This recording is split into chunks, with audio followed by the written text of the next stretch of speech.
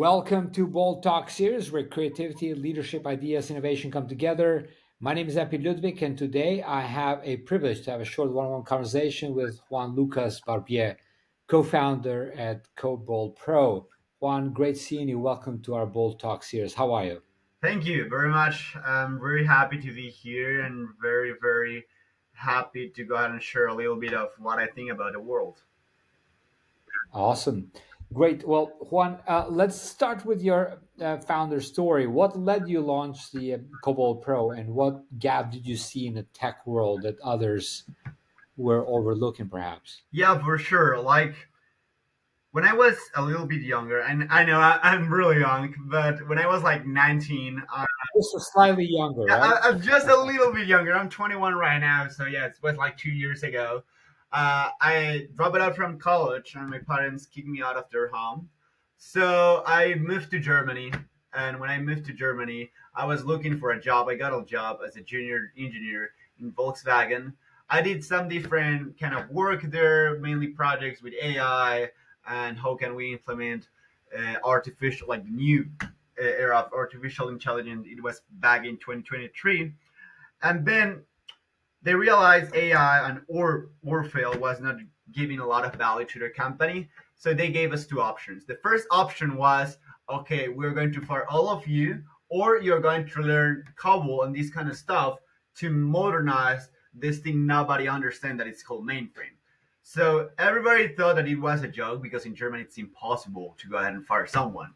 But I was the unique person that really thought, okay, I will be homeless. So I decided to go ahead and learn COBOL like in 15 days, and I learned really deeply like in 3 months. And then when we finished the project, I realized that's a huge opportunity, and nobody's taking care of it. So I moved to Berlin, and I rented the cheapest office because I had a horrible salary when I was working in Volkswagen, and I was sleeping in the floor of the office with an air mattress and working there like 12 hours to start realizing what's happening in this industry, which are the market leaders, and which kind of solution can I create to go ahead and have this working. So that's kind of the long story short of how this ended up happening. Nice. And so now you're around the world running the company. Tell us about building a company around the language that many thought was completely out. Yeah, so it's difficult for sure because talent is the number one priority of the biggest companies and obviously of our company right now. And when you don't have talent and everyone is competing to get that talent, it's really tough. The good thing about it is that with content, with our monastic focus, and with the things that we've been doing, we're able to attract a lot of talent from different parts of the world. And with AI, we are able to test really fast what's the correct and what's the incorrect talent in the kind of markets we are right now dealing with.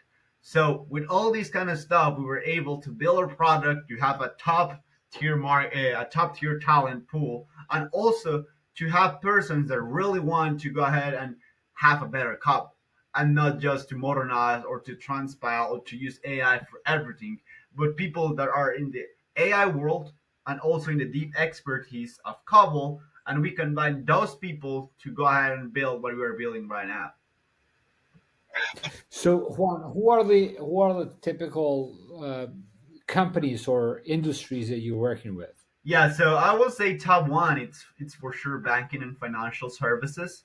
So from the credit card swap to the bank account, you're going to check it out this afternoon to the deposit. There is COBOL in the background. So banks really are the biggest uh, clients of us. We also have retail companies, airlines, hotels, and the other ones are insurance companies. So these are like the top five we already have.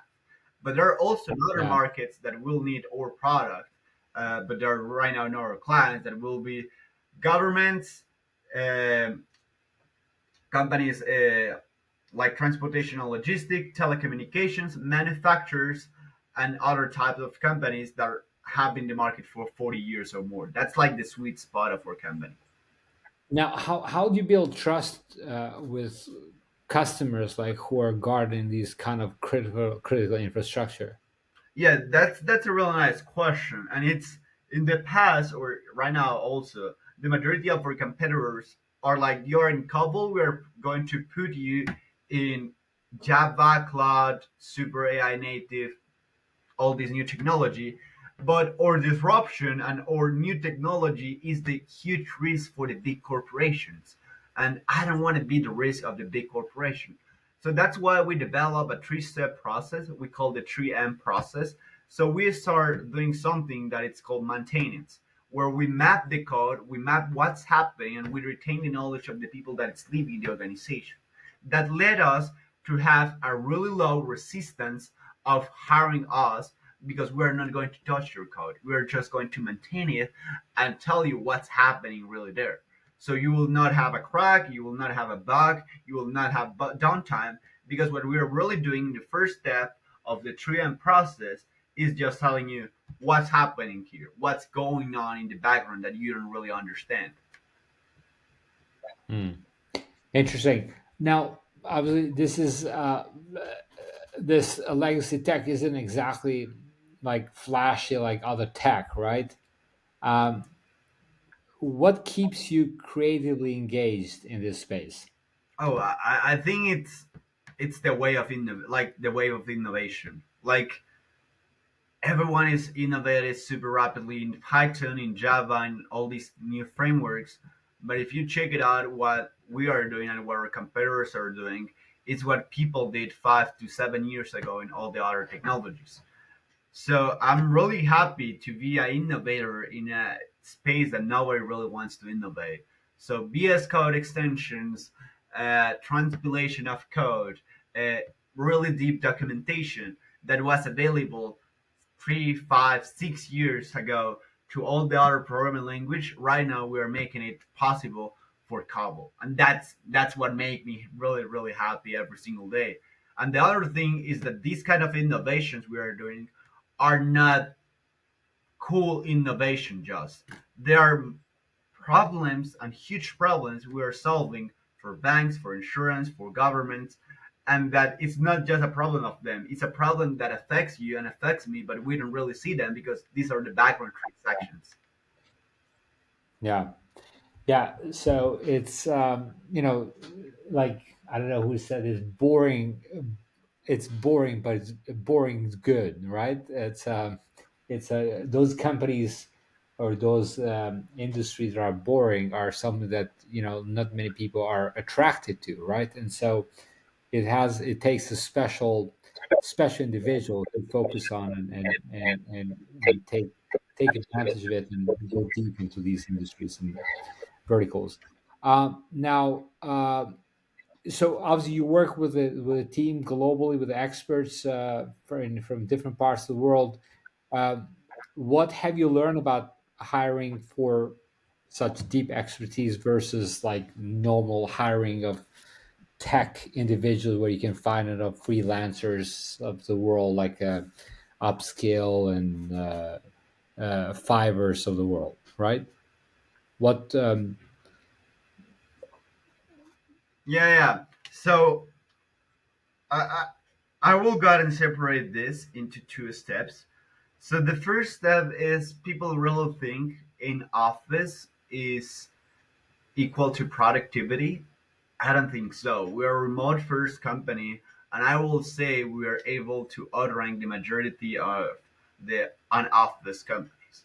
I think the reality of how you can really scale fast and meet the deadlines is to have clear deadlines, to have a clear schedule, to not let people have paralysis analysis, to go ahead and check it out what I need to do next, and to do not let people burn out. Because if you're working 80 hours a week, you're being productive 50. I really like when people work like 40 to 50 hours, because they can be productive the 50 hours and they don't have to go ahead and do small talk with others in the office. So that's the first thing.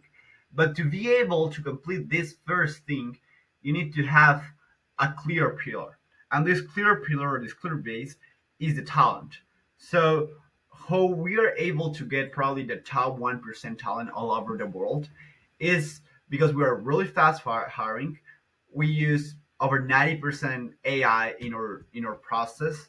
to go ahead and check it out what's the capabilities of the person.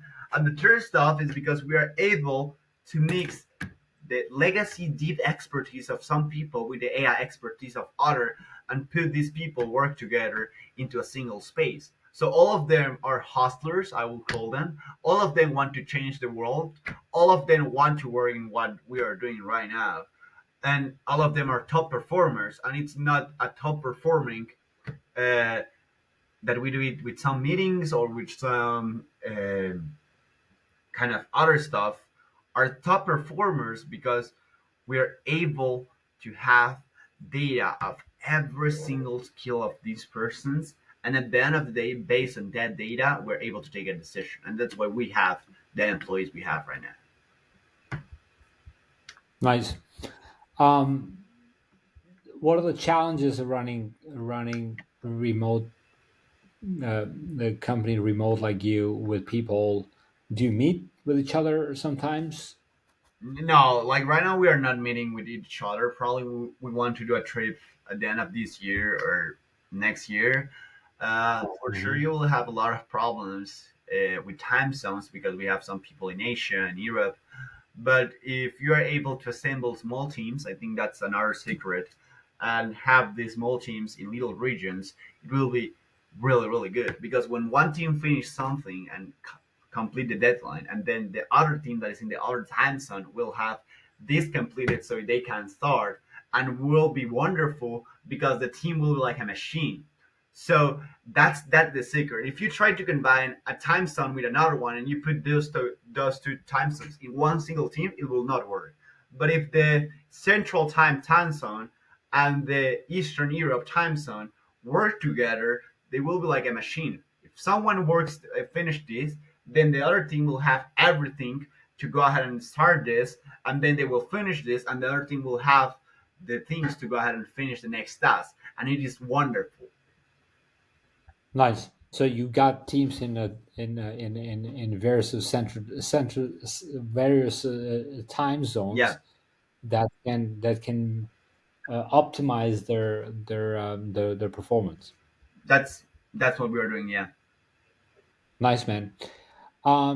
Great. So, is there a book that helped you shape who you are today and how you run a business? that's a really good question. Uh, I will say many books, but if I need to recommend you one, I will say Slow Productivity. Because it's the opposite as what you think. Many people tell you need to work 90, 100 hours. I work a lot of hours, but I really try to go to the gym, eat healthy, and all this kind of stuff, and try to delegate the tasks that I don't need to be doing. So my emails, my WhatsApp, my messages, a lot of things I try to delegate them because it's easier for me just to go ahead and go into flow state and to really be focused on one single stuff that it's the stuff that it's providing the biggest value to my business. So if I need to tell you one single book, it will be for sure slow productivity. Slow productivity. That's interesting. I will take and look into it. Great, Juan. What does a word bold mean to you? That's what bold means for me. Yeah, a word bold. That's a good question. Yeah, For me, being anything. yeah, for me being bold is like in the startup mindset and entrepreneurship mindset is being brave. It's being able to take the risk and to be the one that it's capable of doing things that nobody else is able to do because you're going to put more hours, because you're going to have better idea, because you're going to innovate in the market, because you're going to take a risk that probably 99% of the people is not going to take. For me, that's being bold. It's being the person that have everything to lose and want to do it. So it's bold for me. It's like being delusional, but delusional in a good way. Because first, people call you delusional because they don't understand what you're doing, and finally, they call you bold because they saw the huge success and the huge vision Yeah. that you were unable to explain them when you started. Yeah. Well, you do it for yourself, right? You don't do it for people, because people are people and they always like to hang out by the finish line. And for you, you do it because you have a very clear purpose of what you're doing. For myself, it's like every single day, wake up with an attitude of being better version of myself. And by doing that, also, how can I also connect with new people and try to connect the dots in this purpose, this life that has been given to me, that I don't take it for granted, right? And appreciate every single day. So, Juan, great seeing you. And thank you for your time, and wishing you all great success. Until next time, be great and be bold always. Thank you. Thank you very much. Have a wonderful day. Cheers, my man.